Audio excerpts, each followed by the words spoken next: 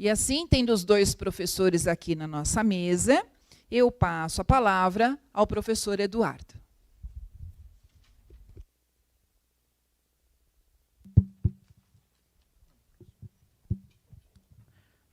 Alô, alô.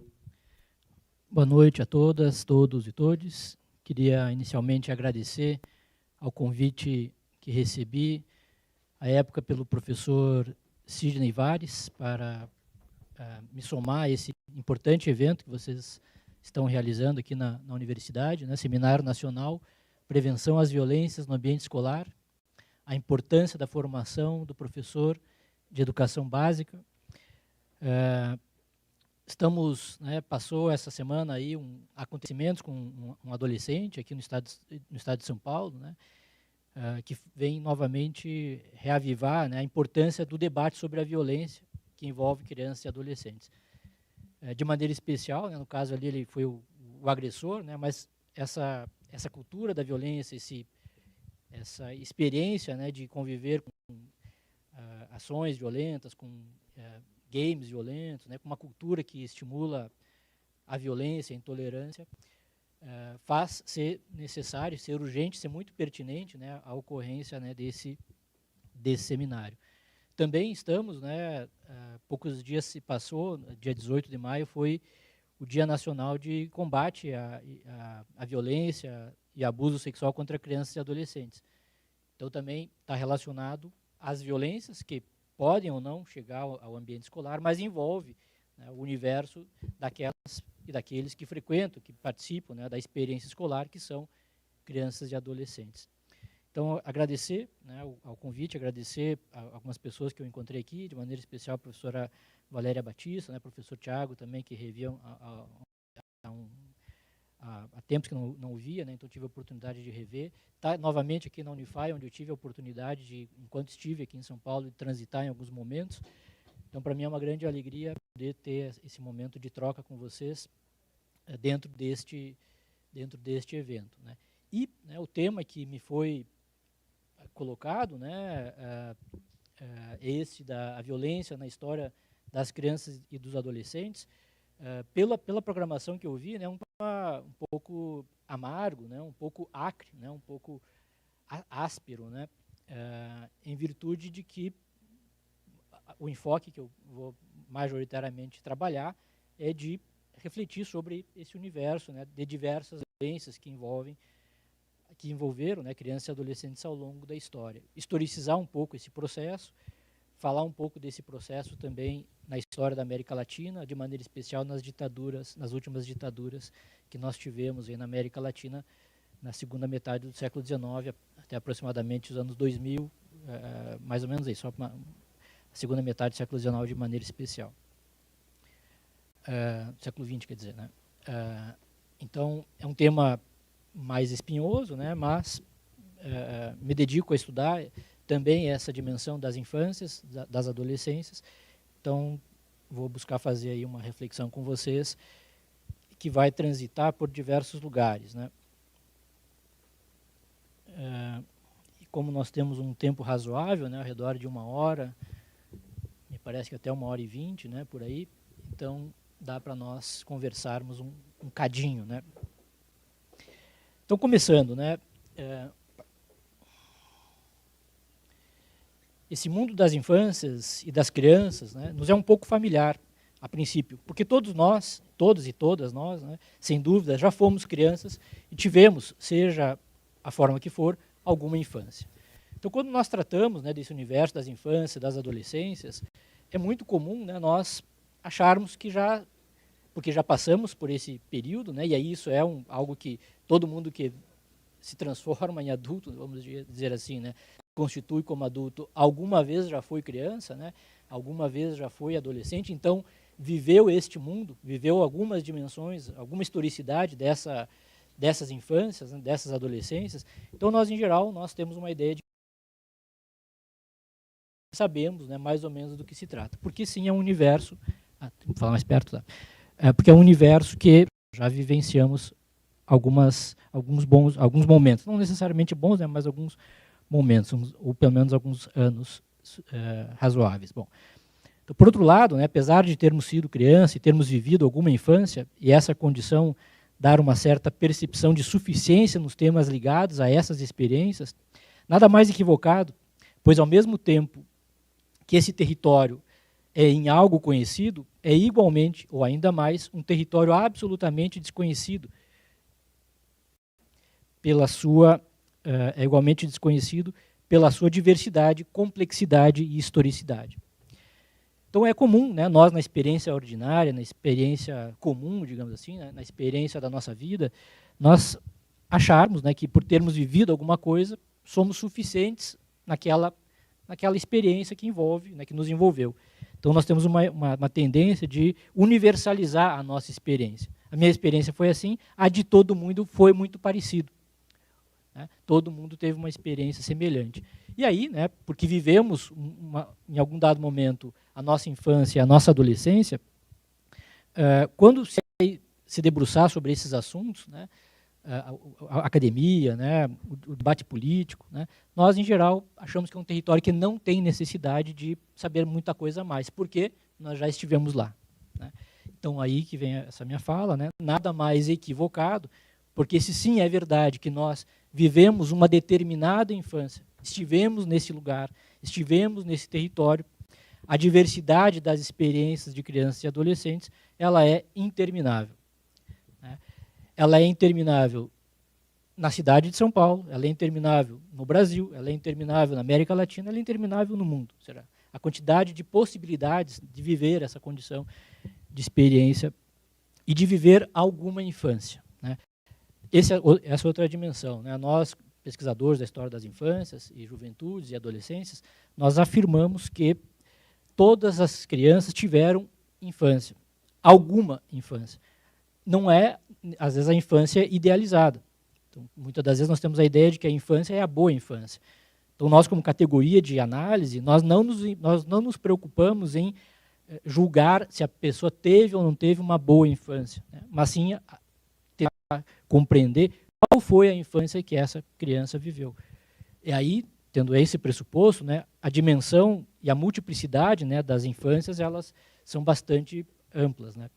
E aí que nos coloca nesse lugar, né, que é um lugar de conforto, né, porque sabemos algo a respeito, mas é também um lugar de desconforto, porque nós não sabemos muita coisa a respeito dessas histórias.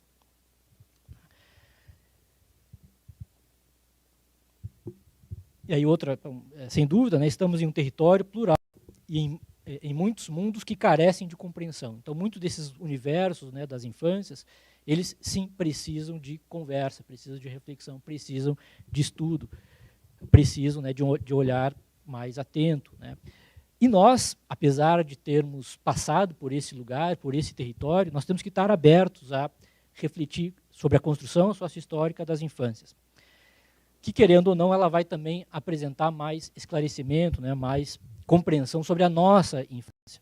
Uma vez que, sim, se é de fato, existe uma pluralidade de infâncias, há pontos de conexão entre as diferentes infâncias. Né. Então, essa questão de tanto diferença quanto de similitude, né, ou de semelhança, ela se coloca permanentemente. Né. Para quem trabalha com essa dimensão, então nós trabalhamos a ideia do específico, mas também trabalhamos a ideia de que esse específico ele se associa a outras experiências. E isso vai dando uma certa identidade, né, às infâncias. Né.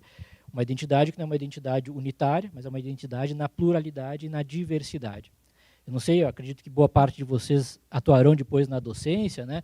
Esse é um ponto que acredito, né, que na formação permanentemente seja tocado. Né. Teve um tempo em que existia a infância idealizada, a criança ideal. Agora, né, no nosso momento, nós temos a ideia da perspectiva da pluralidade, da multiplicidade. E isso, de fato, coloca uma série de desafios para o exercício, né, da docência, para a construção de políticas públicas para a educação, porque já não é mais simplesmente buscar classificar a criança como a criança que está correta, a criança que está incorreta. A criança, entre aspas, que chamava antigamente normal, e a criança que está fora dos padrões de normalidade. Ao contrário, essas fronteiras são muito mais tênues. Né. E aí compreender exatamente a historicidade dessas múltiplas infâncias é o primeiro ponto de partida para nós compreendermos, né, quem são as crianças que estão na nossa frente, quem são os adolescentes que estão na nossa frente. E não buscar pura e simplesmente classificá-los como ou adequados ao padrão ou fora do padrão, porque não estão dentro de uma perspectiva normativa. Eita. Bom, então a minha fala está mais ou menos organizada dentro desses 4 pontos aqui. Crianças, infâncias, adolescências e a violência sobre elas. Segunda, a violência multidimensional, entre outras. Terceiro, uma breve introdução à violência às crianças na história do Brasil. E quarto, violência às crianças e adolescentes nas ditaduras latino-americanas. Bom, então, primeiro tópico, né, que é este, crianças, infâncias, adolescências e a violência sobre elas. Sem dúvida, as violências contra crianças e adolescentes explicitam as relações de poder que atravessam suas vidas e cotidianos. Esse ponto de partida, né, entender as crianças como atravessadas por relações de poder, é um pressuposto que nós, na história das infâncias, nós não abdicamos, né? A criança não vive uma mera natureza, uma mera naturalidade nas relações sociais. Ela é atravessada por relações de poder.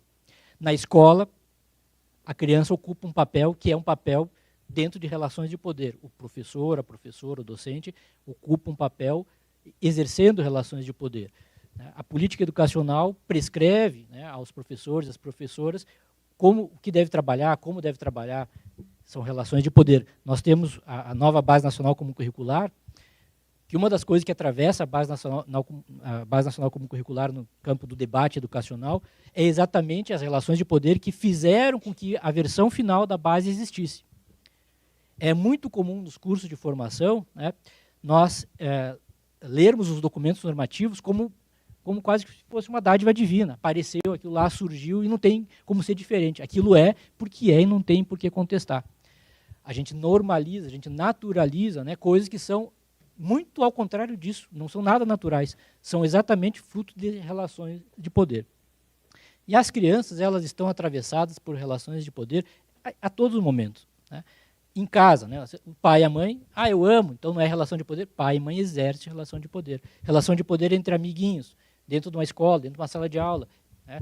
Em qualquer atividade que a criança vai participar, ela vai estar atravessada por relações de poder. Essas relações de poder, elas sempre estão manifestando consciência sobre si? Não necessariamente. Nós falamos, né, muitas das vezes, os costumes, os hábitos, né, eles vão criando normas que não são necessariamente fruto de uma decisão deliberada da pessoa agir dessa ou daquela maneira.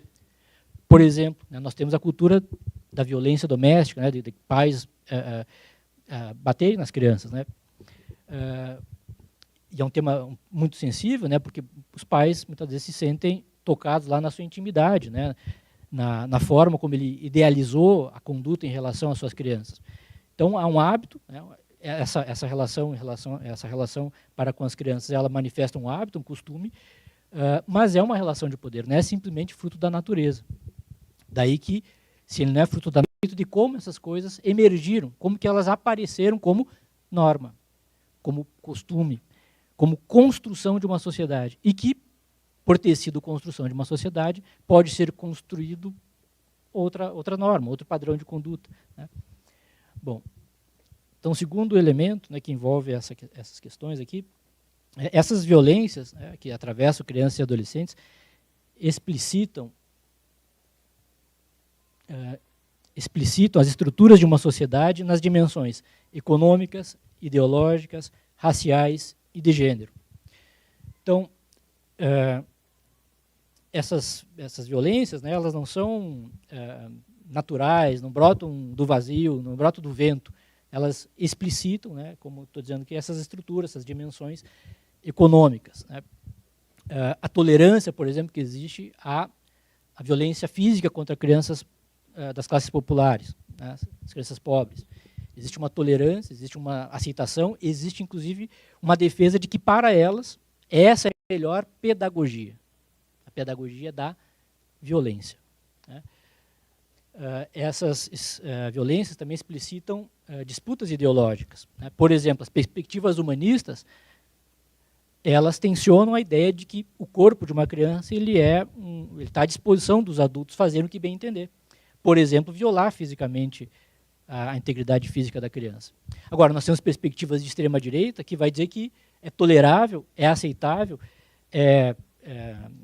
até desejável que se possa trabalhar com a perspectiva da violência, ou seja, a violência como uma ferramenta de domesticação, de controle das pessoas, sobretudo as famílias e as crianças pobres. Também as dimensões, né, essas violências também explicitam as dimensões raciais. Né? Nós temos todo um debate, né, da construção da educação para as relações, para a igualdade das relações étnico-raciais. Né? Como disse na apresentação, lá eu participo, lá no Acre, eu participo do núcleo de estudos afro-brasileiros e indígenas. E uma das políticas fortes desse núcleo é trabalhar na educação para a igualdade das relações étnico-raciais. O estado do Acre, não sei se vocês conhecem, né, fica no que nós chamamos de Amazônia Sul-Ocidental, e ele é um estado que tem uma população indígena bastante significativa. Né? Então, nós temos preconceitos em relação à população indígena. Durante a história do estado do Acre, tiveram diversas iniciativas violentas, agressivas, de sequestro de crianças das aldeias, dos povos, e a colocação deles em escolas, a colocação deles ou para ser espécie de criados, né, das famílias mais abastadas, de extermínio de populações de famílias indígenas, né, das aldeias indígenas, de estupro de mulheres, né, de sequestrar a mulher para casar mesmo. Né? Então, quando nós colocamos essas violências e essas estruturas raciais, né, elas estão atravessando as possibilidades também de se viver determinada experiência infantil, determinada experiência de criança. Então, são variáveis, né, que nós precisamos levar em consideração. Né? E aí, também nessa parte inicial, né, essas violências, elas nunca são simples reprodução. Essas violências não são nunca uma simples reprodução da natureza das coisas, ainda que possam ser, como Pierre Bourdieu menciona, uma segunda natureza, fruto da historicidade dos povos, como eu falei antes. Né? Então, às vezes, né, quando nascemos, nós fazemos uma imersão profunda, né, na cultura comum, e essa cultura comum ela tem uma série de normais, digamos assim, né, de condutas que são costumeiras, habituais, entendidas que elas sempre foram assim. Aí a história vai nos dizer que as coisas não foram sempre assim, elas foram sendo objeto de mudança, e também no presente, essas propostas de caminhos diferentes para as infâncias estão em disputa. Né? Nós temos, por exemplo, aqui em São Paulo, né, quase que chocante, né, mas nós tivemos, acho que anteontem, a aprovação aqui no estado de São Paulo da criação do programa das escolas cívico-militares. Eu não sei se alguém de vocês teve a cidadania, o ato cidadão de poder dar uma lida no projeto de lei, não apenas na lei, mas na exposição de motivos da lei. Né? Eu acessei aqui para preparar a apresentação, acabei não botando aqui, mas eu li isso aí, e já acompanho um pouco esse debate sobre essas escolas, chamadas escolas. E um ponto principal, um dos pontos principais que justificam a criação dessa política é atuar sobre quem? Sobre as crianças e adolescentes vulneráveis, em comunidades que têm índices de violência mais altos, em comunidades que têm IDH baixo. O que nós chamamos, então, essa escola cívico-militar, ela é projetada para botar um policial dentro da sala, dentro das escolas, para atemorizar crianças que são crianças pobres. No Brasil, ser criança pobre é ser criança negra, majoritariamente. Então, a escola cívico-militar ela é destinada a um público bem peculiar, né? A esse público periférico, que está nas margens, que racialmente tem uma historicidade, né? E em relação ao Estado, também tem uma outra história, que é uma história de abuso, violência, controle, né? E não sempre de afirmação de direitos. Então é muito peculiar, né, esse projeto, né, sugiro que quem não leu faça a leitura dele, se aproprie dele. E veja como é muito enganoso algumas palavras que eles colocam lá. Só para ter uma ideia, Tiago, eles, dentro do projeto lá, para justificar o projeto, eles pegam a legislação, segunda lei, coisa e tal, colocam lá. Um dos objetivos é promover a cultura da paz. A cultura da paz. Aí tem aquela música do, como é que é, do Não é Paz, é Medo, do Rapa, né? Não é paz, é medo. Então, que paz é essa forjada com base, né, na presença física e em atividades escolares que buscam afirmar a ideia da não democracia, da não igualdade, a ideia da hierarquia, da submissão e do autoritarismo, que não é autoridade, é autoritarismo. Eu não tenho dúvida que se vocês, qualquer um de nós aqui, quando se relaciona com um docente, o Tiago, não sente nenhum temor. Vai dialogar com o Tiago, sim, a princípio, né? Não sente nenhum temor pela presença dele, pura e simplesmente, né? Agora, se o Tiago viesse aqui com uma pistola automática, fardado, com coturno, provavelmente a relação, né, a relação que seria estabelecida seria de outra ordem. Parte do pressuposto de que é uma relação que tem medo, né? Você tem um autocontrole, você se limita, você não permite uma relação entre pessoas iguais, ou pessoas que ocupam funções diferentes dentro de uma institucionalidade, como uma escola, mas que dentro dessas diferenças tem uma certa equidistância. Não é um que manda e o outro simplesmente obedece.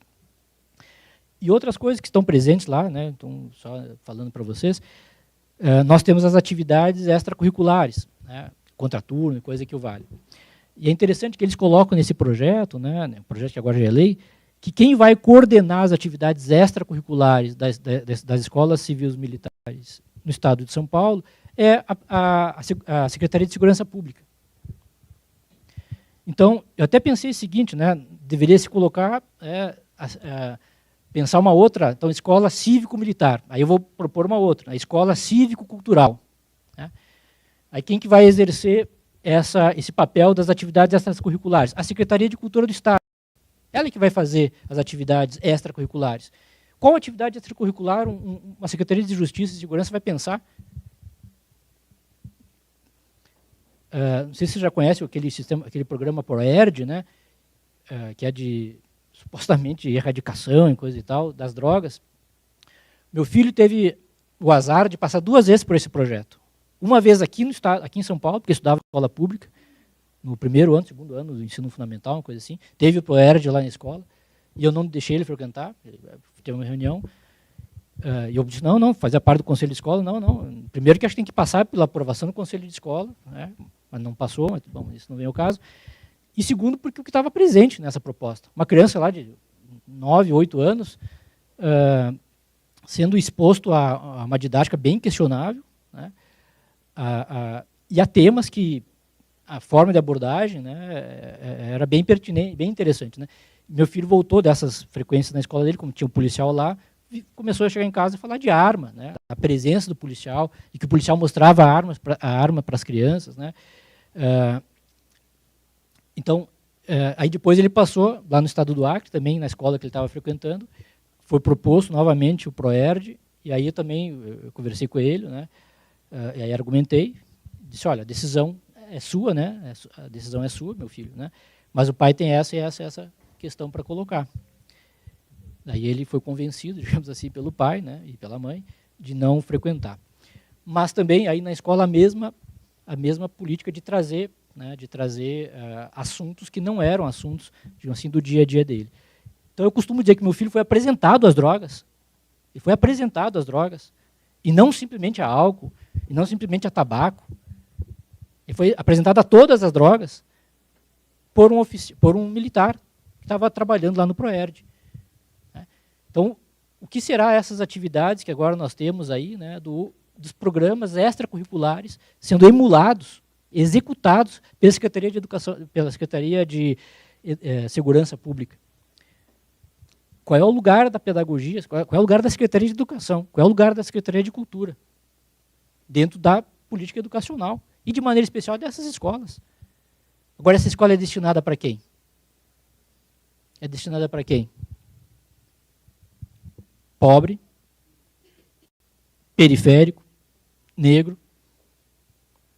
e que vai ser escolhido, eleito para receber um tipo de tratamento de choque, para não virar o quê? Ladrão. Não virar, como falam, né, picareta, para não virar, como falo, desculpa o termo, né, vagabundo. Porque pobre nasce para ser isso. E se não for uma ação enérgica das elites, ele não deixará de ser, porque está na genética dele, essa genética de virar picareta, de virar ladrão. Bom, então parte dessa dinâmica, né, da violência, ela envolve essas clivagens, né, e como eu botei aqui, né, essa segunda natureza, ela também não é igual para todo mundo. Então tem as clivagens de classe, raça, gênero, entre outras clivagens que são importantes ser levadas em consideração. Bom, e essa questão, a segunda questão, né, que eu vou trabalhar com vocês, conversar, né, rapidamente, é a violência multidimensional. Então aqui eu não vou entrar mais adentro, né, mais profundamente, é só pincelar algumas coisas, porque eu vi que vocês estão, ao longo dos dias aí, né, de ontem, hoje, aí, fazendo um acesso bem panorâmico, né, a esses debates aí. Então não vou me focar nisso aqui. Bom, mas eu escrevi aqui, né, as múltiplas formas de violência, assim são entendidas e legitimadas ou não, conforme a época, o destinatário, o lugar social, podendo sua intensidade e gradação também variar conforme o destinatário. Porque costuma-se dizer, é assim, sempre se bateu em criança. Aí tu vai para uma criança periférica, bate-se mais. Sempre se bulinou criança, mas se vai para a periférica, se bulina mais. Sempre se abusou da criança, mas a criança periférica se abusa mais. Da menina periférica. Né? Então, a ideia de colocar, né, que é tudo, sempre está todo mundo vivendo a mesma história, também está ligado ao início que eu falei para vocês, né, a multiplicidade das infâncias, ela é refutada, né, e nós refutamos essa perspectiva. Então, apesar de existir a violência multidimensional, ela não atinge a todas as crianças e adolescentes da mesma maneira.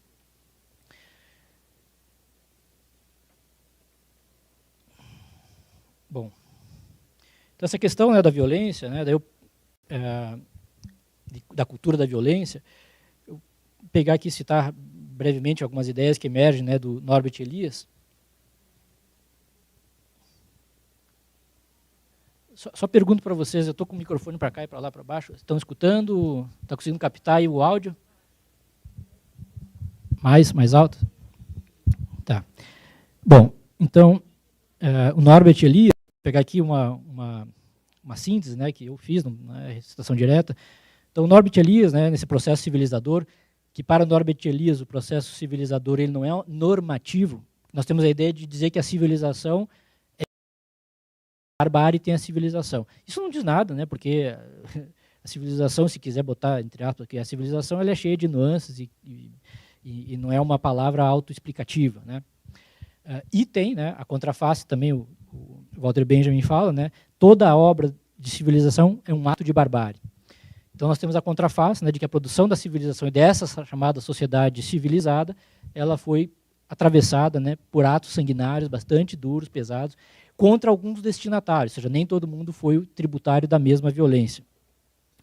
Mas então, né, Norbert Elias aqui considerava que o controle das pulsões, a domesticação das diversas pulsões seria parte fundamental do processo civilizador. Então, o que seriam essas pulsões? Então, eu tenho um ímpeto de violência, né, um ímpeto de responder violentamente. Então, Norbert Elias foi estudando lá a Europa de maneira especial, alguns países, a Alemanha, entre outros, e foi identificando como que essas sociedades elas foram passando de uma sociedade na qual a violência era a regra, o autoritarismo era a regra, isso em todas as dimensões da sociedade, então dentro de casa, fora de casa, nas relações de poder, estatais, ou seja o que seja, e foi tendo um processo de limitação desse ímpeto, né, em diversas dimensões da vida. Né. Então, ele vai analisar então algumas dessas dimensões da vida, na qual essas pulsões elas vão ser controladas, na perspectiva de que o controle dessas pulsões forjaria um processo civilizador de uma sociedade menos violenta, pelo menos nas relações interpessoais. Então, se antes eu espancava meu filho uma vez por semana, fui educado, aprendi, passei por um processo de mudança da legitimidade desse fazer para considerar que não é mais legítimo fazer isso uma vez por semana, agora é só uma vez por mês. Tá? Então, assim, o processo civilizador não quer dizer que a sociedade é uma sociedade que não faz certas violências. É uma sociedade que se constitui a partir desse processo de controle de pulsões. Ou não, ou não controle dessas pulsões. Mas, na verdade, o lidar com essas pulsões vai forjar sociedades, digamos assim. Então, ele fala assim, né? Não fazer grosserias, não atuar violentamente, moderar a fala e os gestos, acabaria redundando em um cotidiano, entre aspas, civilizado, com menor tolerância ou legitimidade à violência. Então ele vai de casos bem pequenos, bem comezinhos, né, desde gestos na mesa, né, a pessoa tirava a meleca e passava a meleca embaixo da cadeira, né, soltava flatulências, né, então tinha flatulência, soltava pum em tudo que é lugar, né. E ele vai dizer, olha, parece uma coisa bem pequena, mas o processo civilizador passou pelo controle de atos que eram quase que entendidos como naturais. Deu uma pontada aqui, né, a pessoa vai lá e solta um pum. Né? Aí ele vai dizer, olha, quando a sociedade passou a não fazer isso, parece uma coisa ridícula, mas ela estava expressando um autocontrole sobre as pulsões. Não faz mais simplesmente o que dá vontade. Pensa antes de fazer. Administra os músculos antes de fazer. Decide antes de que fazer. Acha o lugar oportuno para fazer isso ou aquilo. E entre essas coisas está essa pulsão da violência. O disciplinar com castigo, digamos assim, castigo físico. Né? Então vão moderando, digamos assim, né? Vão criando uma espécie de tecnologia, né, do castigo. Né? Outra coisa que ele fala, no ponto 3 aqui, ou ao contrário, civilizar através do culto da violência ao arbítrio, ao autoritarismo, redundaria em uma sociedade autoritariamente civilizada. Então, para ele, o processo civilizador não é simplesmente melhorar a sociedade, uma ideia assim positiva, agora vai todo mundo se abraçar, né, todo mundo dar as mãos. O processo civilizador ele tem a faceta de fazer uma sociedade construir o seu, entre aspas, o seu normal, o que o Bourdieu fala, a sua segunda natureza. O processo civilizador, portanto, não é um processo moralizante ou positivo, ele é um processo formador. Para entender por que a sociedade vai para tal ou qual lado, tem que se estudar exatamente esse processo de formação de uma cultura, digamos assim. O que ele chama de sociogênese da cultura. E aí ele trabalha, né, porque também estuda a emergência, né, do pensamento e da normalidade autoritária na Alemanha, que depois vai se transformar na Alemanha nazista, e ele vai exatamente pontuar que a Alemanha nazista nasceu uns 40 anos, 50 anos antes do nazismo aparecer. E uma das coisas que ele analisa é exatamente a cultura juvenil. A tolerância à violência, a parametrização de condutas normais, entre aspas, de adolescentes, pautados por atos violentos. Por trotes, vamos botar assim, por clubes de violência. No Brasil, né, os clubes de arma que estão se espalhando no Brasil, parece uma coisa inofensiva. Qual é o problema? Não tem nenhum problema, digamos assim, a princípio verbal.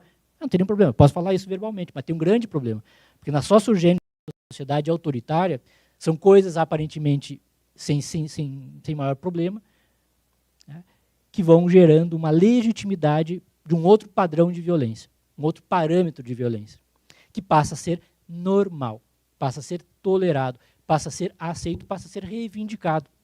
As escolas civis militares têm muitas pessoas que defendem ela. Não tem nenhum problema botar policial dentro da escola. Em geral, né, porque não vai pegar o seu filho, não vai lá estar cuidando, não vai estar lá envolvendo a sua vida, porque é um outro que está supostamente ameaçando. Mas você vai criando uma pedagogia autoritária e ela vai silenciosamente criando um processo civilizador. O processo da intolerância. A nova direita, né, a extrema direita, ela tem aquelas falas lá, como é que é,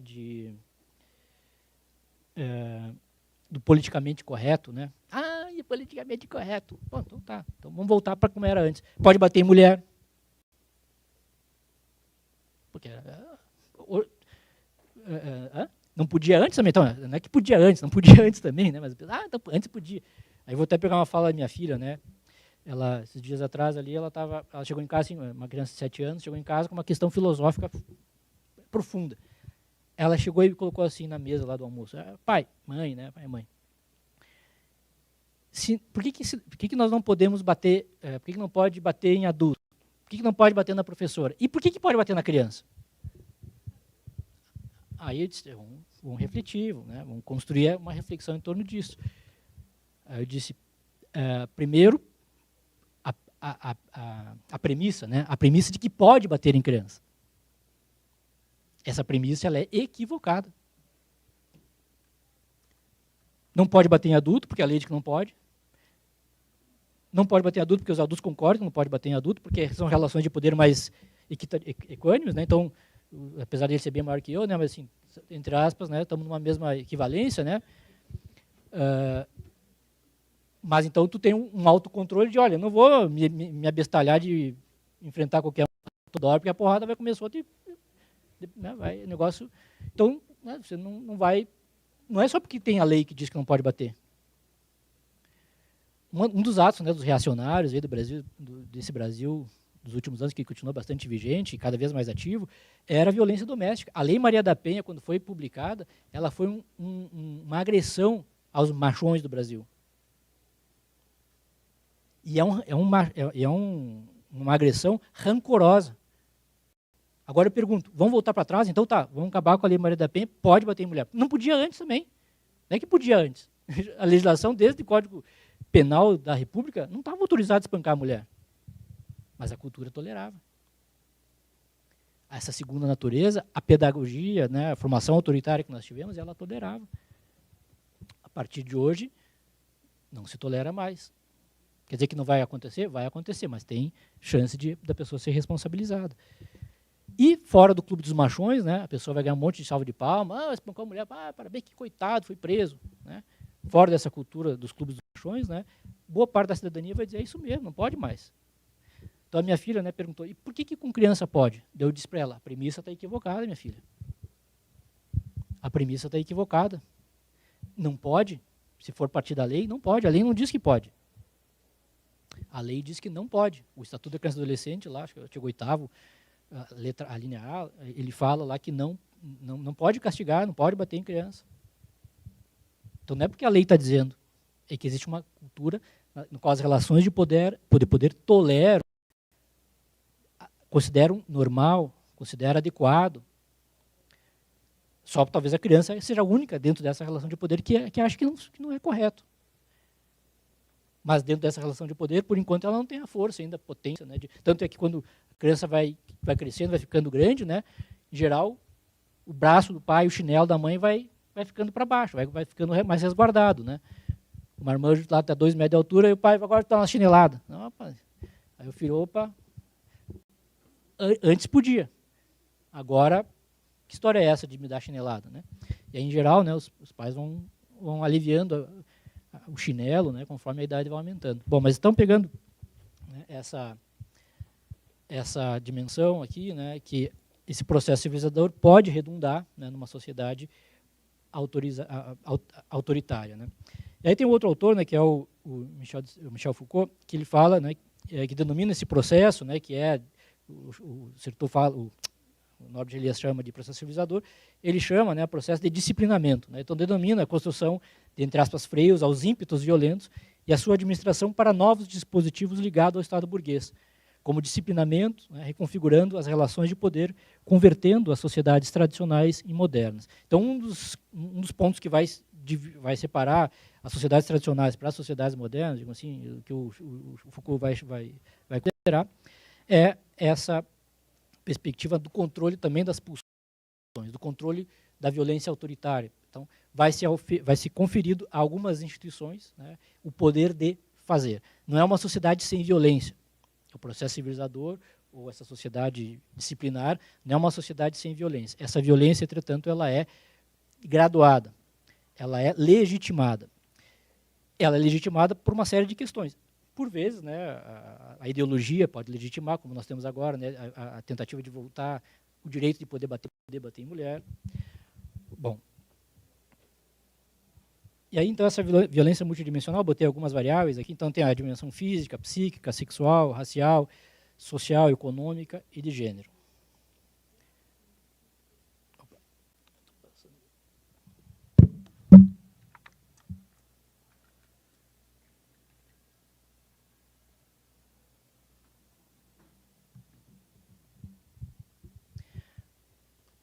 Então, aí nós vamos entrar numa breve introdução à violência às crianças na história do Brasil. Então, nós temos que partir de algumas variáveis, né, que não esgota, né, as variáveis, só peguei algumas, né, então nós estamos falando de um país que foi escravista, né, durante parte importante da sua história. Nós temos o escravismo, né, das pessoas africanas, né, que foram escravizadas, né, na África. Nós temos o escravismo de pessoas que eram nascidas no Brasil. E nós temos o escravismo dos indígenas. Em geral, o escravismo, né, ele é esquecido, né, os povos indígenas. Mas os povos indígenas, né, vindo lá do Acre, até século XX nós tínhamos escravidão indígena. Nós tínhamos o que se chamava lá no estado do Acre, que eram as empresas de seringais, os seringalistas. Eles iam para dentro das florestas, lá nas aldeias, a regimentar indígenas, a aprisionar indígenas, para convertê-los em mão de obra. Sequestrar as crianças, sequestrar as mulheres, né? Ou então massacrar. A gente acha, que coisa estranha, massacre, lá e fuzilar as pessoas, matar as pessoas, né? E aí quem sobrava, eles sequestravam, raptavam, né? Então, nós temos essa variável, né? Então, para entender de que mundo, né, de violência nós estamos falando, um país que tem uma origem escravista, escravocrata, uma sociedade patriarcal, né, na qual a figura do homem exerce e exerceu, né, uma espécie de natureza do poder, natureza de exercer o poder, a legitimidade, né, do exercício do poder na figura do homem, e quão difícil é abrir mão desse poder, né? Então, como eu disse antes, parte dos reacionários, né, atualmente, eles reagem à perda desse poder mesmo. O patriarcalismo estaria enfraquecendo, estaria perdendo lugar, né? E como isso é traumático, né? Tem pessoas que não admitem que uma mulher possa exercer, estar em posições de poder, possa, vamos dizer assim, mandar, possa coordenar alguma coisa, né? Então, a terceira variável, né, é a variável patrimonialista, né, que é a ideia, né, de que o Estado ele deve obedecer a quem está mandando, a quem manda nele, a quem é dono dele. A escola cívico-militar, ela explicita um pouco esse patrimonialismo. Não sei se você sabe, né, mas está previsto lá na legislação que o monitor militar que for para dentro da escola, ele vai receber um salário de pelo menos, se não me engano, é 6 mil reais. Se eu não estou enganado, é isso. Então, ele é aposentado e vai ter mais esse adicional de 6 mil reais. Se ele for oficial, ele vai ter um adicional de 50%, o que chega ao redor de 9 mil reais, 50% de 6 mil. Né? Então, dentro da escola, né, nós teremos uma figura que não tem nenhuma preparação, nada relacionado, porque não teve, né, formação de quem atua na polícia, não é para trabalhar em educação. Né? A pessoa vai lá receber o maior salário da escola, maior que da direção. Né? Para ter uma ideia, né, do que está posto. Então, o Estado é meu, com ele eu faço o que eu bem entender. Qual é a justificativa disso? Eu invento qualquer, não precisa ter. Quem tem o poder inventa a justificativa. Bom, a terceira, né, é uma sociedade atravessada pelo racismo. Né? E o quinto, né, é a sociedade capitalista com estratos sociais delimitados. Então, nós temos, né, seria a classe trabalhadora, mas vamos dar os pobres, né, o que alguns autores chamam o pobretariado, né, que seria uma classe, né, que, em geral, nas relações de poder, está bastante alijado, né, do poder de exigir coisas, né, de se articular. Bom, passou 40 minutos. Né? Estamos só na introdução ainda. Né? Eu vou botar aqui.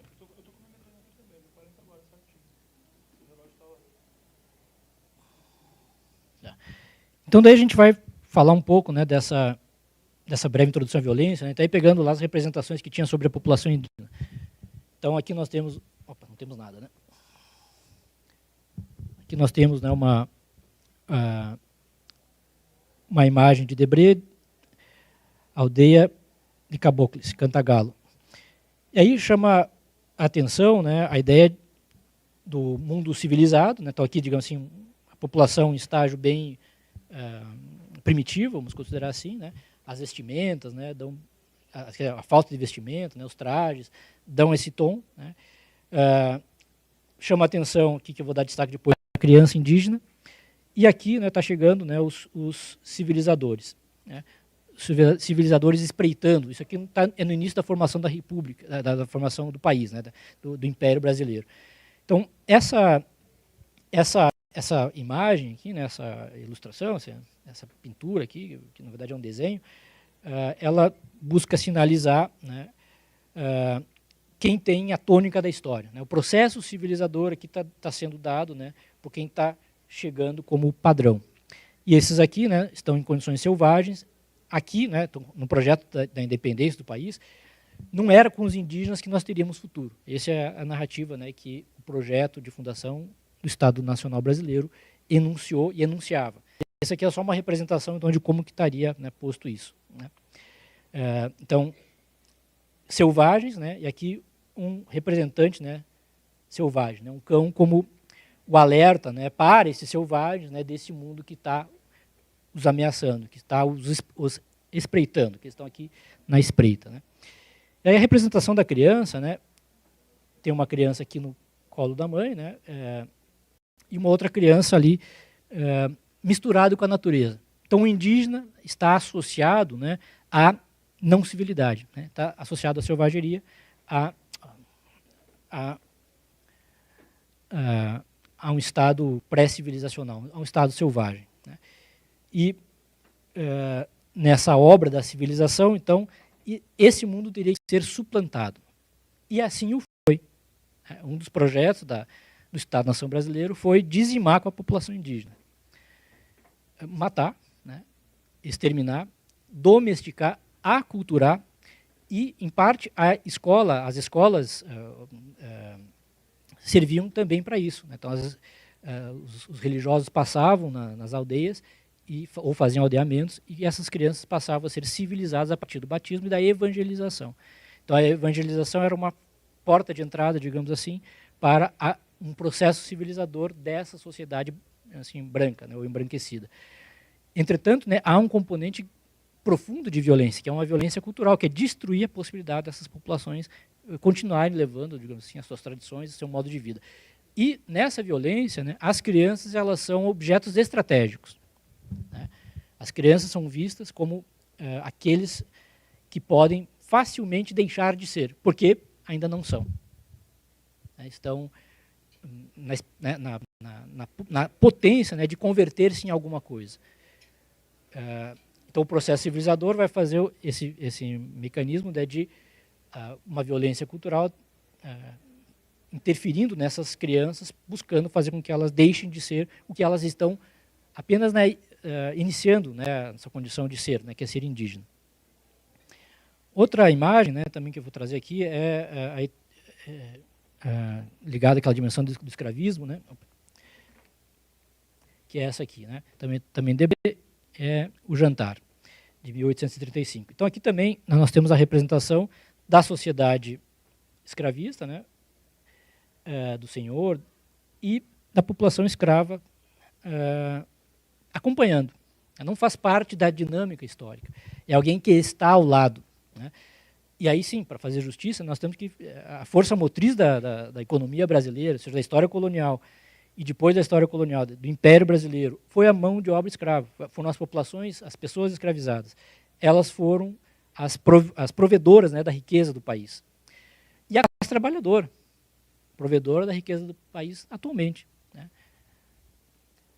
Mas dentro, né, da representação, eles estão aqui como coadjuvantes, como a serviço, né, das elites, vamos colocar assim, né? Então aqui tem a violência, né,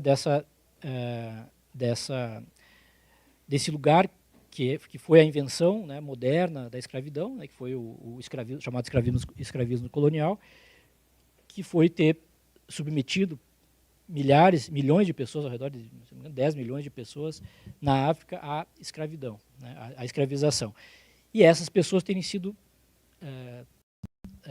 transpostas, né, trazidas para um grande movimento diaspórico para as Américas, para todas as Américas, né.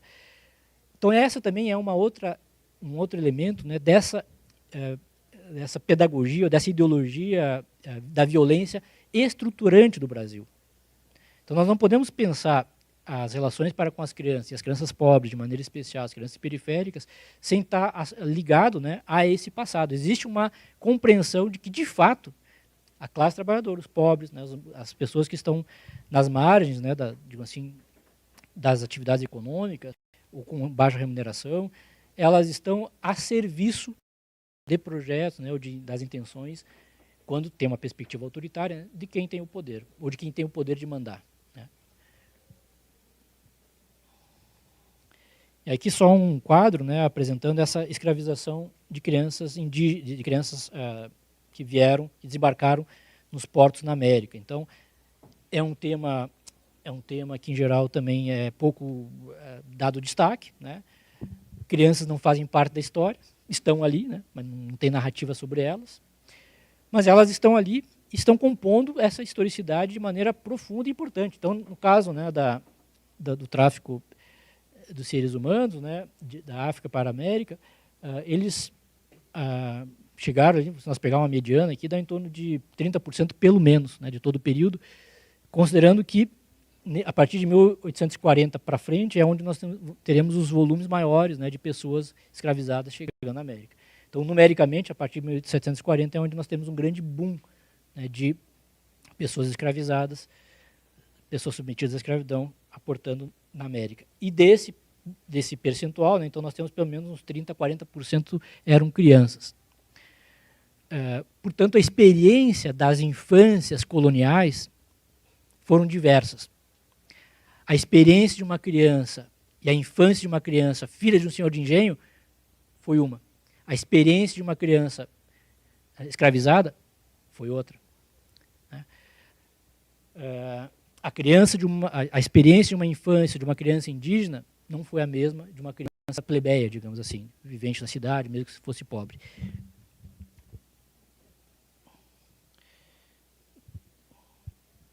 Então, aqui só uma fotografia, lá do final do meados do século XIX, onde estaria aqui o que eles chamavam antigamente de plantel. Né? Então, seriam os trabalhadores, as trabalhadoras escravizadas, na qual nós temos, diversas crianças. As crianças fazem parte, né, dessa história. Não estão como um hiato, né, não estão que só aparece depois de adulto, né, não, elas estão permanentemente existindo e passando por violências. Né.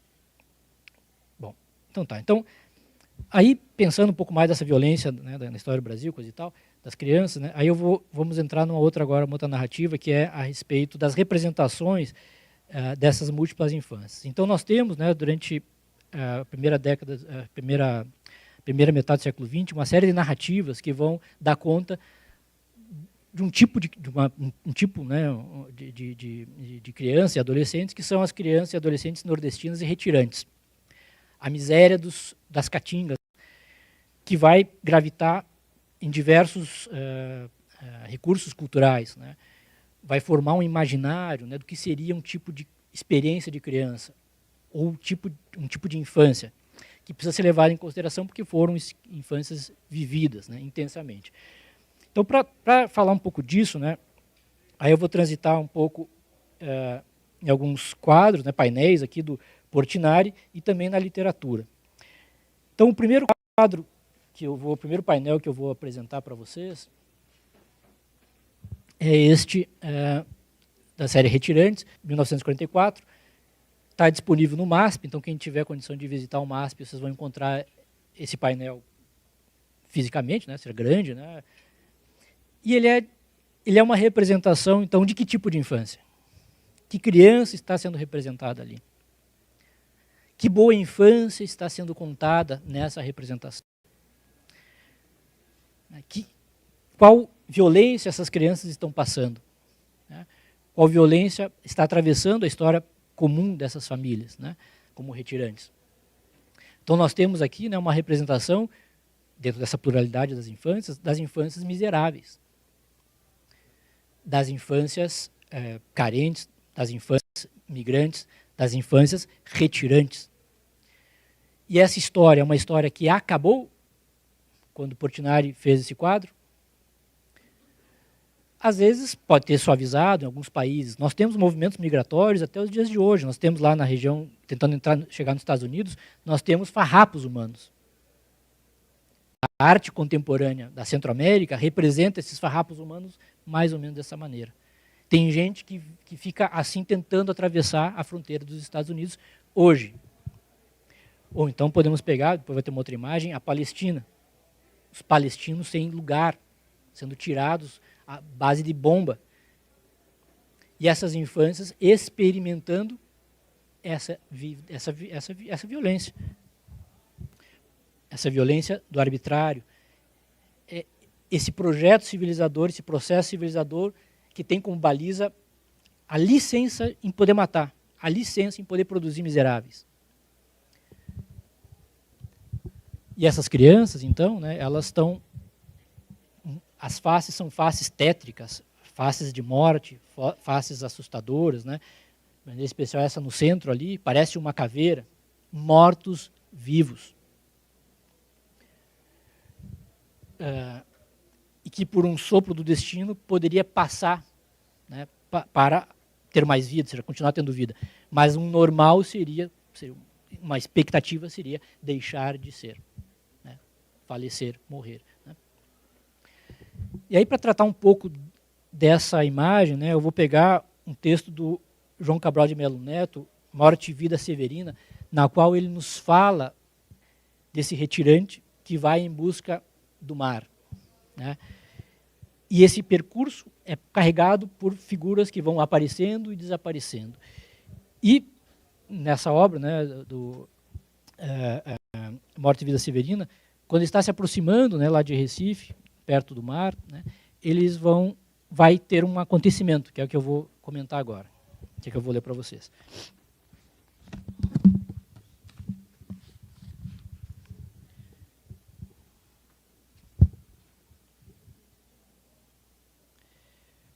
Uma mulher da porta de onde saiu o homem anuncia-lhe o que se verá. Compadre José, compadre, que na relva estáis deitado, conversais e não sabeis que vosso filho é chegado? Estais aí conversando em vossa prosa entretida, não sabeis que vosso filho saltou para dentro da vida? Saltou para dentro da vida ao dar seu primeiro grito, e estais aí conversando, pois sabeis que ele é nascido. Então, chegando, tá, uma ideia de criança, porta de esperança, que não viveu ainda tudo que os anteriores antepassados viveram, e que, portanto, tem a possibilidade de um outro destino, a possibilidade de viver outras formas, né, outras formas mais humanas, ou outras violências mais suaves, ou repetir a mesma trajetória. Aí diz mais. Aí aparece um monte de vizinho lá, vai aparecendo as pessoas, aparecem e se aproximam da casa do homem vizinhos, amigos e duas ciganas. E diz uma delas, todo o céu e a terra lhe cantam louvor, e a casa e cada casa se torna num mocambo sedutor. Se torna num mocambo modelar, que tanto celebram os sociólogos do lugar.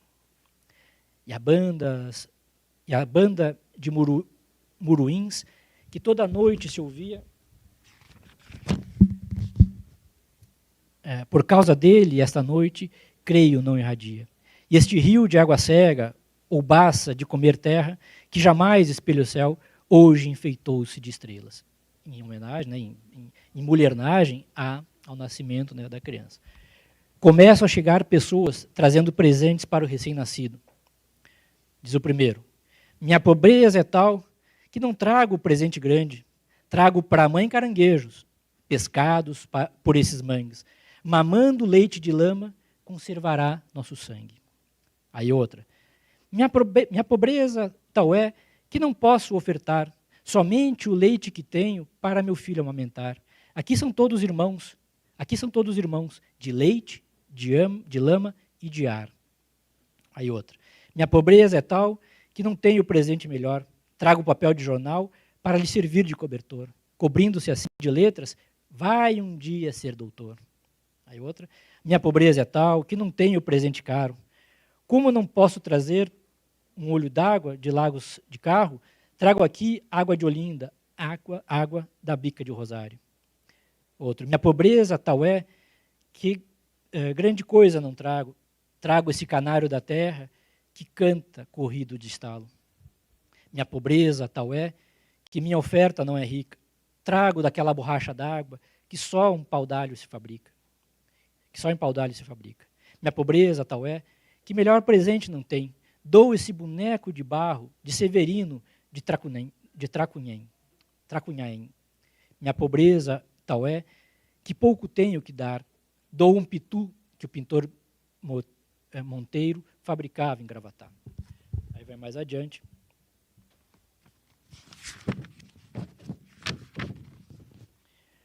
Falam as duas ciganas que haviam aparecido com os vizinhos. Atenção, peço, senhores, para essa breve leitura. Somos ciganas do Egito, lemos a sorte futura. Vou dizer todas as coisas que desde já posso ver na vida desse menino acabando de nascer. Aprenderá a engatinhar por aí com aratus. Aprenderá a caminhar na lama como gaiamus. E a correr o ensinarão os anfíbios caranguejos. Pelo que será anfíbio, como a gente daqui mesmo. Cedo aprenderá a caçar, primeiro com as galinhas, que acatando pelo chão tudo que cheira de comida. Depois aprenderá com outras espécies de bicho, com os porcos nos montouros, com os cachorros no lixo. Vejo, uns anos mais tarde, na ilha Maruim, vestido negro de lama, volta de pescar ciris. E vejo, ainda maior, pela imenso lamarão, fazendo os dedos iscas para pescar camarão. Atenção, peço, senhores, também para a minha leitura, tentar a figura. Outras coisas que estou vendo é necessária que eu diga. Não ficará a pesca de gererê toda a vida. Minha amiga se esqueceu de dizer todas as linhas. Não pensem que a vida dele há de ser sempre daninha. Enxergo daqui a planura que é a vida do homem de ofício, bem mais sadia que os mangues têm embora precipícios. Não o vejo dentro dos mangues, vejo-o dentro de fábrica. Se está negro, não é de lama, é de graxa sua máquina. Coisa mais limpa que a lama do pescador da maré, que vemos aqui vestido de lama da cara ao pé. E mais, para que não pensem que em sua vida tudo é triste, vejo coisas que o trabalho talvez até lhe conquiste, que é mudar destes mangues daqui do Capiberibe para um mocambo melhor nos mangues do Biribiri.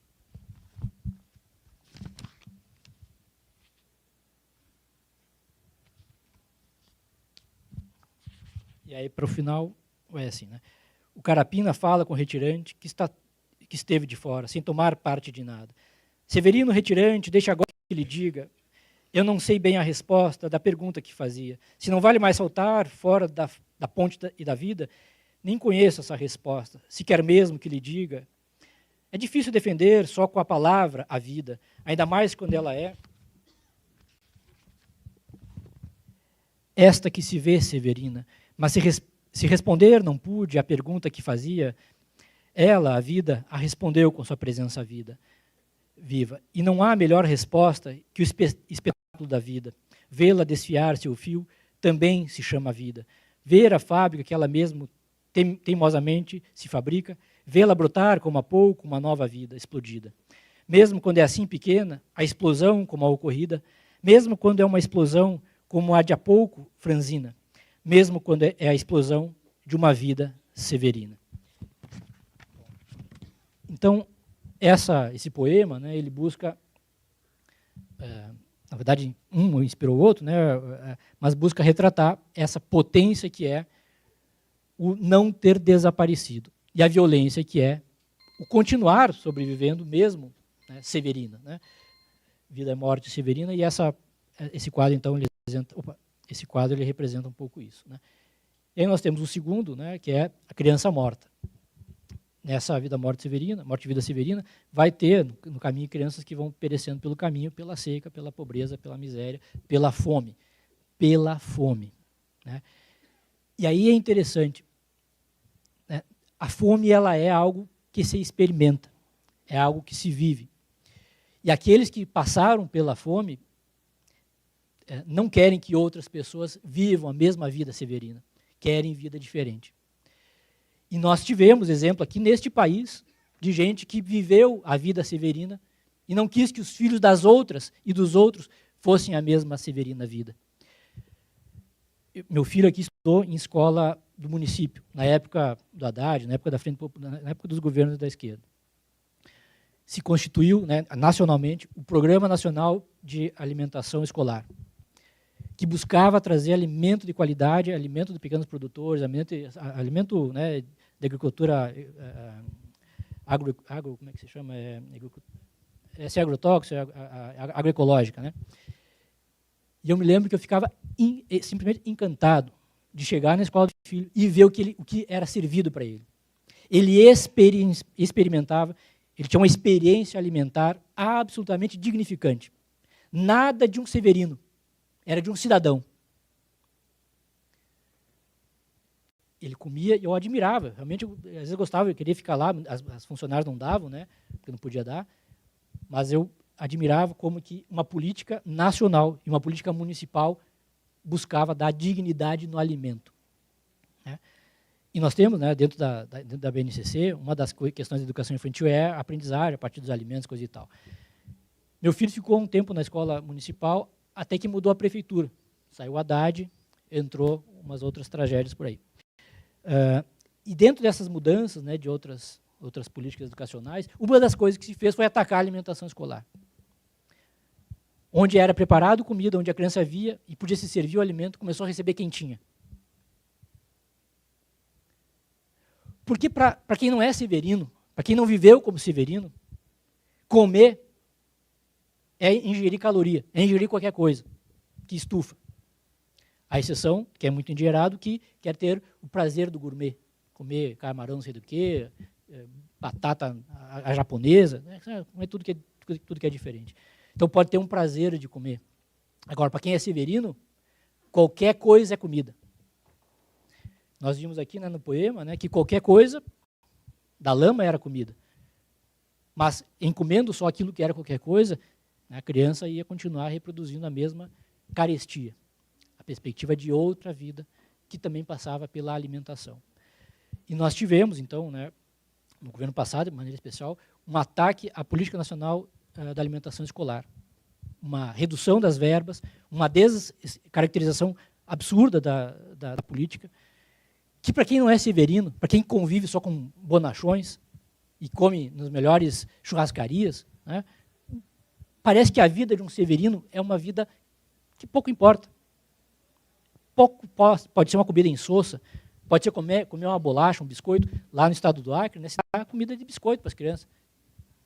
Aqui na prefeitura de São Paulo, né, na época dos governos da esquerda, era comida digna, que tinha uma política nacional de alimentação escolar. São poucas coisas que vai mudando a experiência de ser criança.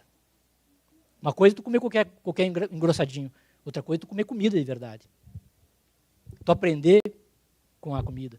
Né? Você ter a diversidade de sabores, comer comida de qualidade. Né?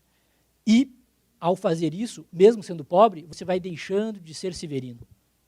Porque você vai vivendo outra vida pobre.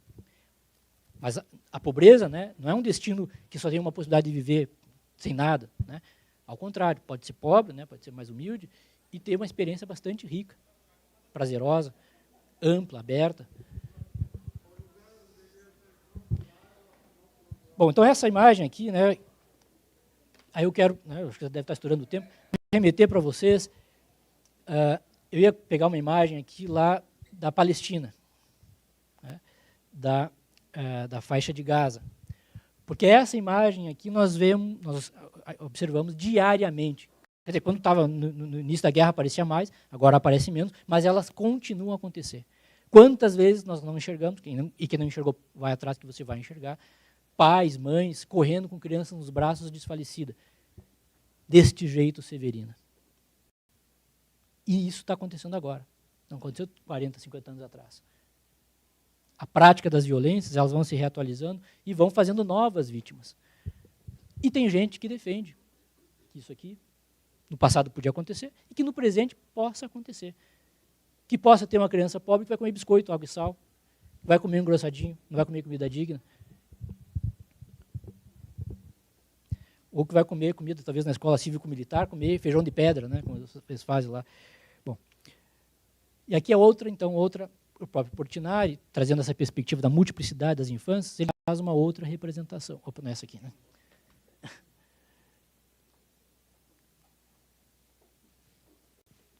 Ele traz uma outra representação de possibilidade de viver outras infâncias. Então, mesmo Portinari representa as infâncias com pincéis bastante diferentes. Um pincel ácido, acre, doloroso, né, sofrido, e um outro esperançoso, vital, né, de encontro, né, vivaz de crianças que estão vivendo isso aqui também como infância. Né, então, estão experienciando a sua infância de uma maneira diferente. E aqui não é questão de renda. As brincadeiras que o Portinari traz não está associado a dinheiro, a visitas a Disneyland, coisa que o valha. A brincadeiras triviais, brincadeiras, digamos assim, comuns. Aquela pipa, né, Pandora, como é que se chama aqui mesmo? Pipa, né? Tá. Certo. E aqui, então, uma outra, que aí traz um pouco, né, também o que o livro trouxe aqui, né, Morte e Vida Severina, cada vida que nasce é um espasmo de esperança. Aqui, né, não está dando para ver por conta da luz, mas as crianças estão exaltando, né, estão festivamente alegres, estão reluzindo, digamos assim, inclusive o quadro na reprodução traz uma luminosidade diferente daquela outra, né, mais tétrica, né, mais sombria. Bom, aí a gente passaria, né, para o outro tema, que eu vou passar bem rápido, tem 5 minutos, que seriam as violências às crianças e adolescentes nas ditaduras latino-americanas. Tá? Então, aí vai ser bem rápido mesmo, eu só vou pontuar aqui porque não vai dar tempo de falar. Mas então, aqui parte eu iria trabalhar, ia conversar com vocês um pouco, né, as experiências das ditaduras civil-militares militares na América Latina, aproximadamente a partir dos anos 60, algumas antes, outras depois, vai eclodir em diversos países do continente golpes, ditaduras, de governos autoritários, e que vão empreender políticas direcionadas às crianças autoritárias e violentas. Para as crianças em geral, mas para algumas crianças em específico vai ser mais dura essas ditaduras, né, e esses regimes autoritários. E o que vai ser interessante, né, que esses regimes autoritários eles construirão um processo civilizador. A alma de parte das pessoas que viveram essa geração vai ser uma alma autoritária, que aceita o autoritarismo, que aceita o autoritarismo na relação com as crianças, que aceita o autoritarismo na relação com as mulheres, que aceita o autoritarismo na relação entre os e as cidadãs e os cidadãos. Então, para parte dessas pessoas que estiveram ao lado desses regimes autoritários, e esses regimes autoritários eles foram forjando uma alma autoritária, uma licença para ser arbitrário, para ser violento. E nós temos no Brasil forças que buscam reavivar a legitimidade de ser bruto, a legitimidade de ser autoritário, a legitimidade de ser violento, a legitimidade de que criança não tem que ter direito. Então, nós tivemos uma sociogênese, e ela foi sendo superada com os processos de redemocratização, e ela está pululando, ela está vital, ela está potente, ela está forte. E olhando para o passado, essa potência ela é triste. Ela traz dor, traz sofrimento. Não traz igual para todo mundo, porque alguns sofrem menos. Os severinos da vida, as severinas da vida, esses sofrem bastante. Bom, então eu ia tratar aqui de algumas variáveis, né, que eram a criminalização das crianças pobres durante os regimes autoritários,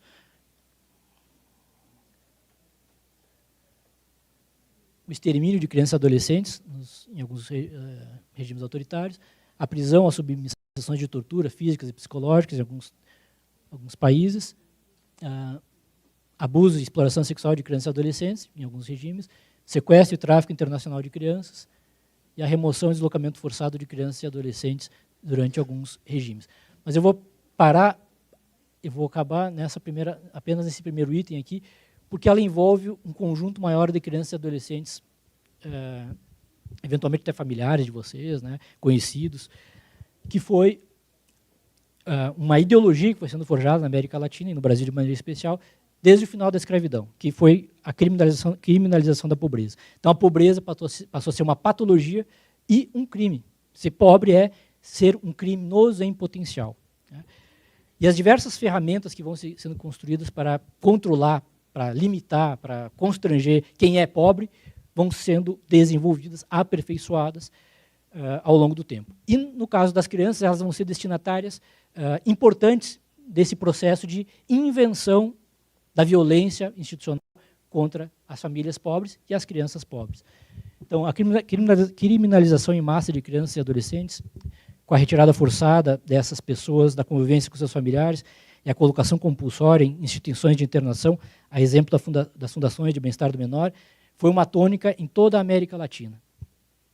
Isso a partir dos anos 60, de maneira especial, quando eclode o regime militar no Brasil, mas também nos outros países, vai se inventar uma política de sequestro de crianças das famílias populares. E a FEBEM, no caso do Brasil, vai ser o exemplo mais cristalino disso, né? Que basicamente vai se dar a licença para o Estado tirar a criança da convivência com a mãe, da convivência com os pais, porque o Estado acha que essa mãe, esse pai, essa família, ou o lugar que mora, ou a forma que vive não é uma forma adequada. E vai tirar essa criança e colocar em instituições que vão ser chamadas fechadas ou abertas, mas dentro dessa política das FEBEMs.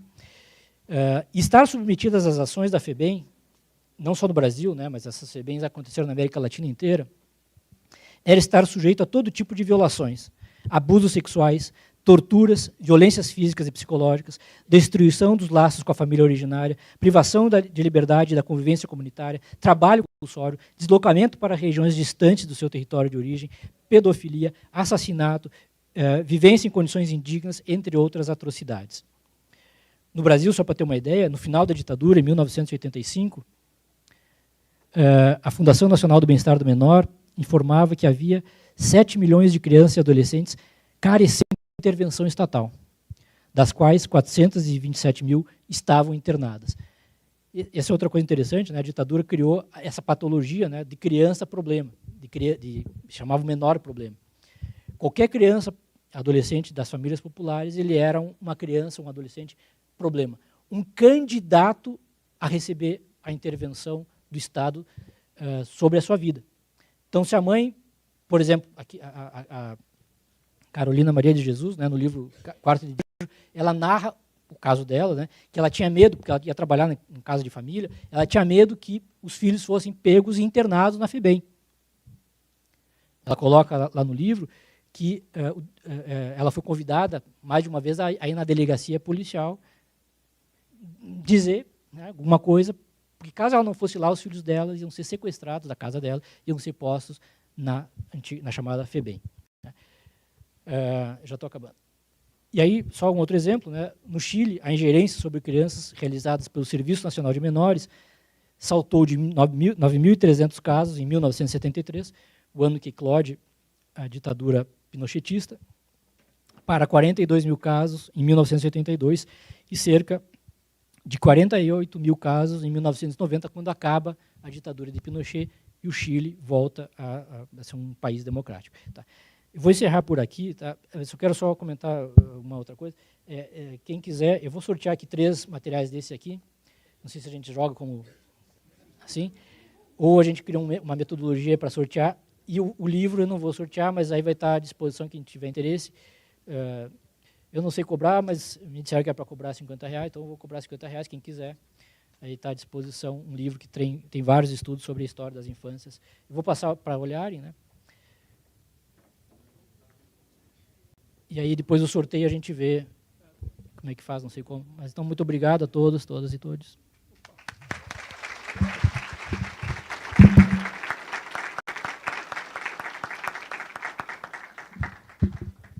Professor, eu queria agradecer pela excelente fala, apesar da dureza do tema, né? Embora um tema muito duro, talvez por isso mesmo necessário, né? Então, acho que é o mote do nosso seminário. e que você conseguiu conduzir com maestria. Eu tenho aqui eu fiz umas 15 perguntas que eu vou me privar de fazê-las para poder contemplar alguma pergunta da plateia. Então, se vocês tiverem, por favor, né, é por escrito, tá? Então, escrevam aí, se alguém puder fazer essa...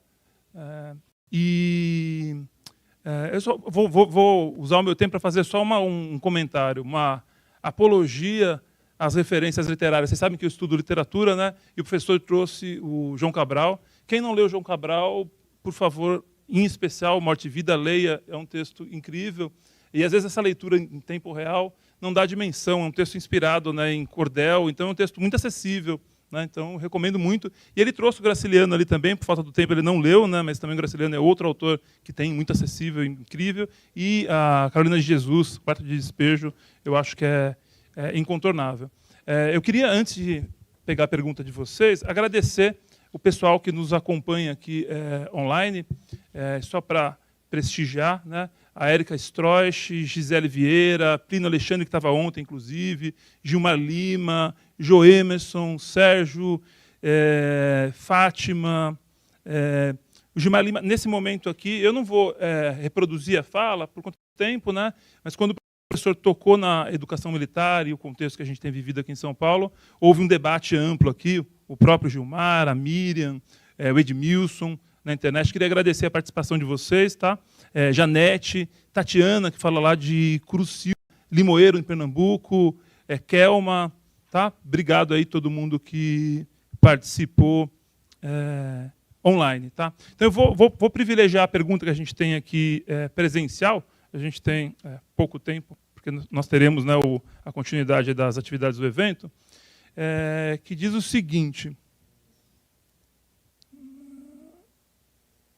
Só um minutinho.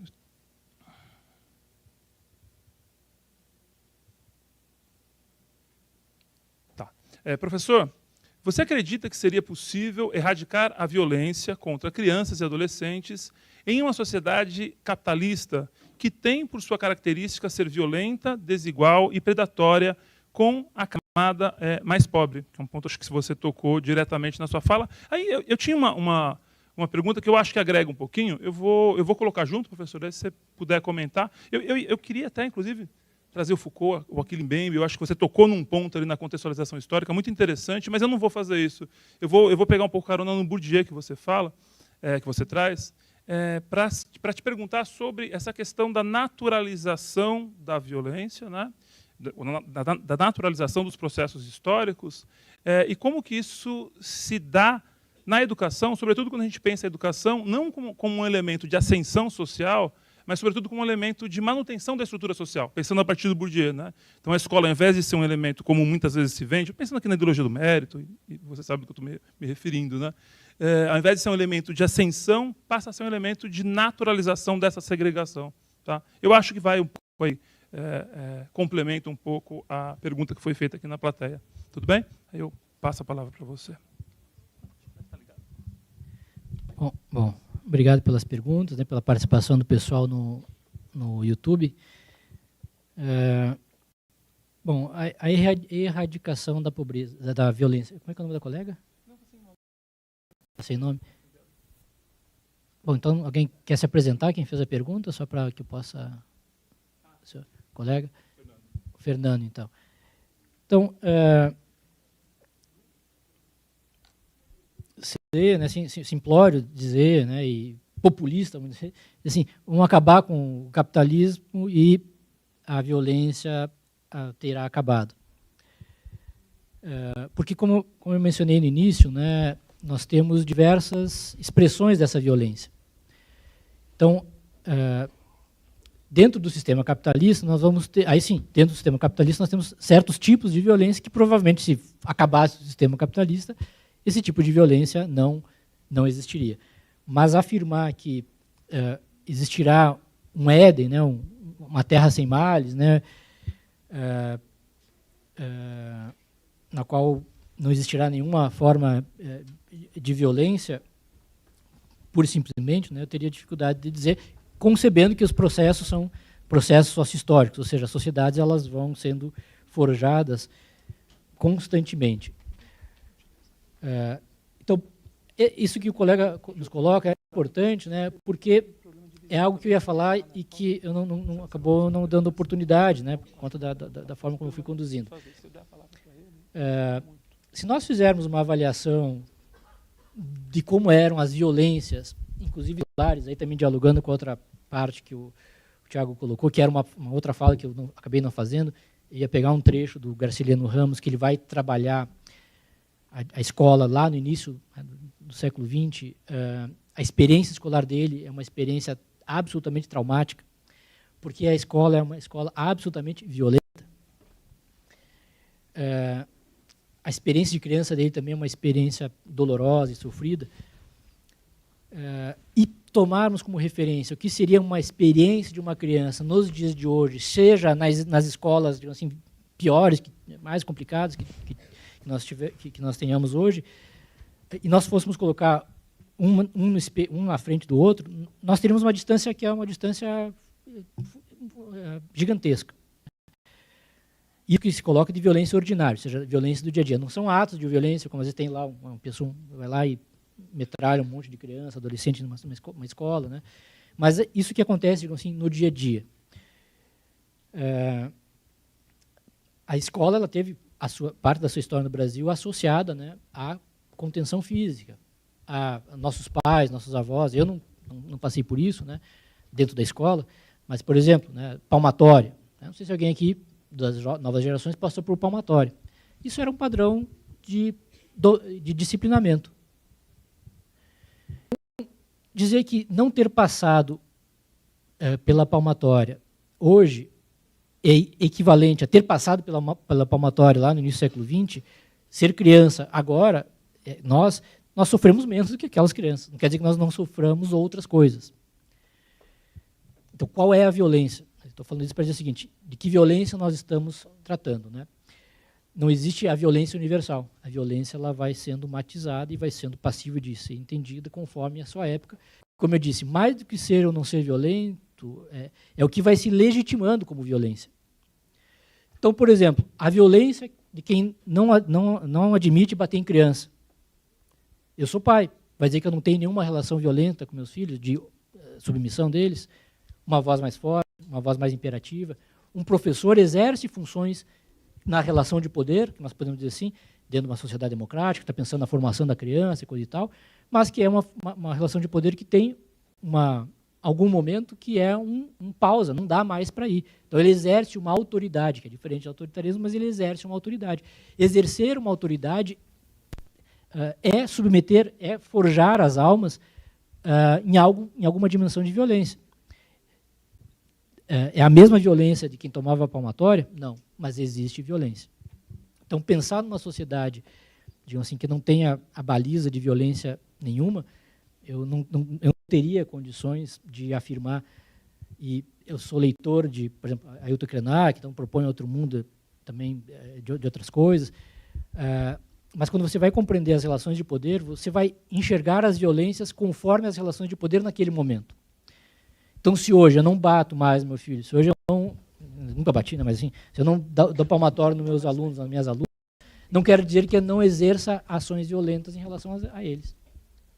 A escola, por exemplo, a universidade, ela exige algumas coisas que são relações de força. O professor decide qual é a prova que ele vai aplicar para as turmas. Vai perguntar uma aluna, ele quer fazer a prova que o professor fez? Não, ele nunca vai querer fazer. Vai querer fazer uma outra avaliação.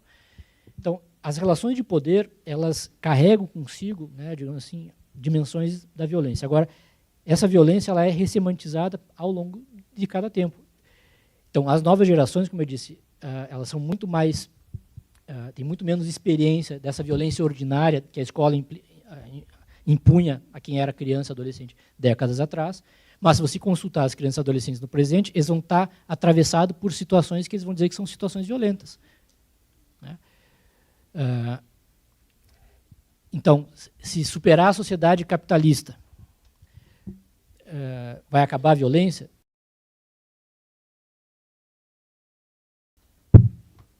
eu não teria condição de afirmar isso, apesar, né, de trabalhar na perspectiva essa fala de dizer que existe o Éden E o Éden está onde nós não estamos. Nós vamos construir os Édens possíveis dentro do nosso contemporâneo. Então, no nosso contemporâneo, né, defendo, né, a não violência contra a criança, a não violência física, defendo uma escola humanizada, não defendo a escola civil-militar, defendo as relações democráticas dentro das relações escolares, não defendo relações autoritárias. Né? Isso vai produzir uma sociedade socialista? Não acredito, né? Porque as relações produtivas estão em outro lugar e são muito mais poderosas do que simplesmente essas ações. Só para comentar com um colega ali, está sendo produzido um dicionário sobre as direitas e as extremas direitas. E aí nesse dicionário, viu, colega, tem 2 verbetes meus lá que vão falar dessas violências da extrema direita contra crianças e adolescentes, tá? Na perspectiva de que aquilo não vai repetir. E daí que chama muita atenção quando nós temos inúmeras vozes que defendem no contemporâneo o retorno a um passado violento.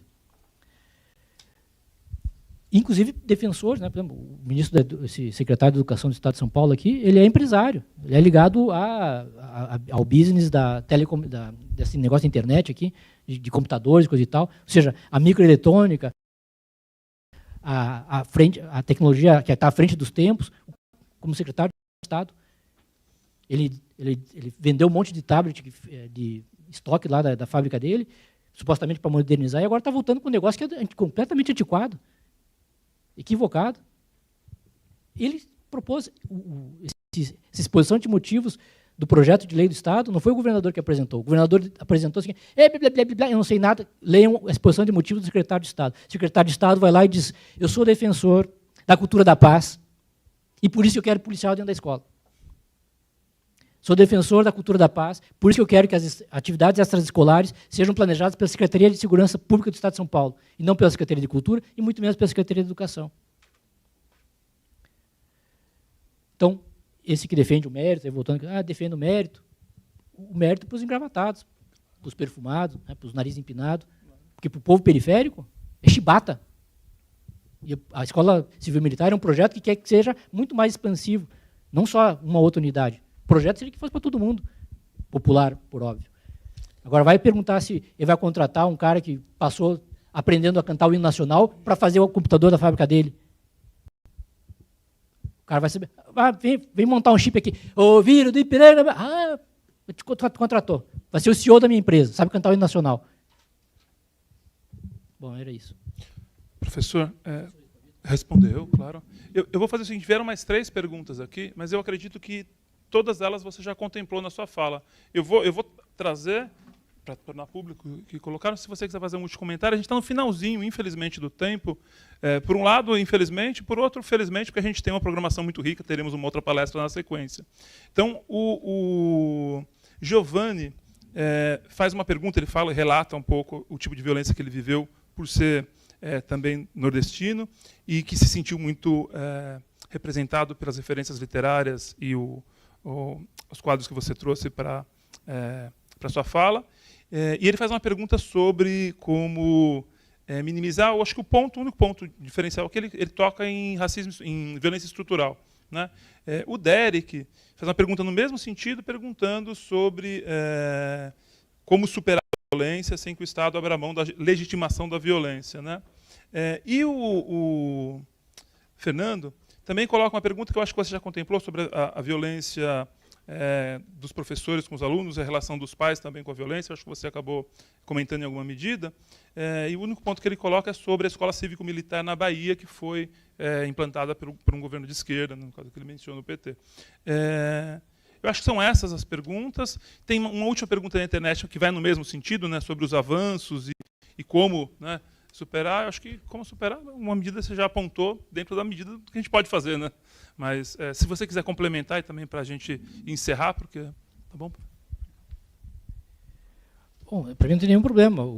Eu não conheço os detalhes do projeto da Bahia, mas não tem nenhum problema de ter sido um governo do PT que é absolutamente criticável no estado da Bahia. A esquerda, o PT, as pessoas criticam os governos petistas lá no estado da Bahia. Então não tem nenhum problema quanto a isso. Até para quem é da direita, mais da extrema direita, defensor, né, desses projetos, e aí eu não vou entrar no mérito, se eu defendo, concordo, mas um regime que, em geral, no Brasil, que a gente não sabe, as pessoas em geral não sabem nada dele, mas já sabem que são contra, que é o regime venezuelano, né? Primeiro com Chávez e depois com Maduro. O governo Maduro, ele defende abertamente as relações cívico-militares. É claro que lá o exército tem uma outra perspectiva, que seria uma perspectiva popular, coisa e tal, mas o governo do Nicolás Maduro, ele é muito mais próximo, inclusive se você escutar os discursos do Maduro, da extrema-direita brasileira, com essa associação com os civis, os militares. A candidatura dele atual, ele defende o governo civil-militar, a união entre os militares e o governo. Tem educação civil-militar dentro das escolas, completamente atrasada, digamos assim, perspectiva marcial, que não é exatamente aquilo que a gente coloca com a perspectiva humanista. Então, para dizer que não é o arbitrário, o autoritário, ou essas relações militarizantes das sociedades, elas não são privilégios, né, de um ou outro lugar, mas elas vão, no caso do Brasil, elas vão representar essa tônica, né, da extrema-direita e da direita de maneira especial. E posso dizer também que, no caso do governo passado, né, o governo passado ele condicionou o recebimento de uma série de verbas bem vultuosas à participação dos estados nessas escolas civil-militares. Então, eu não conheço lá como é que foi o debate parlamentar, lá na Bahia, posso até depois ir atrás para ver, mas não tem nenhum problema, caso tenha sido o governo, que é o chefe da Casa Civil atual, né, só para você saber, é o atual chefe da Casa Civil. E para dizer também bastante pertinente, né, que mesmo o governo estando à frente, né, a sigla é o PT, o Partido dos Trabalhadores é um partido em disputa. Não existe um único projeto de Partido dos Trabalhadores. E muito menos do governo nacional, que é um governo nacional muito mais à direita, pelas coalizões que tem que fazer para governar, do que gostaria boa parte dos eleitores, né, de uma perspectiva mais popular ou da esquerda. Então, boa pergunta, né, os projetos estão em disputa. Os projetos de sociedade não estão dados, eles estão em disputa, permanentemente em disputa. Tá, obrigado. Professor Eduardo, mais uma vez, obrigado. Só para mencionar aqui, só para fazer um agradecimento também, a Catiúcia Kelly Andrade, que fez uma pergunta também, infelizmente a gente não vai ter tempo de comentar, mas eu acredito que é uma medida contemplada também para a sua fala. Mais uma vez, obrigado e passar a palavra para a professora Rosane fazer o encerramento.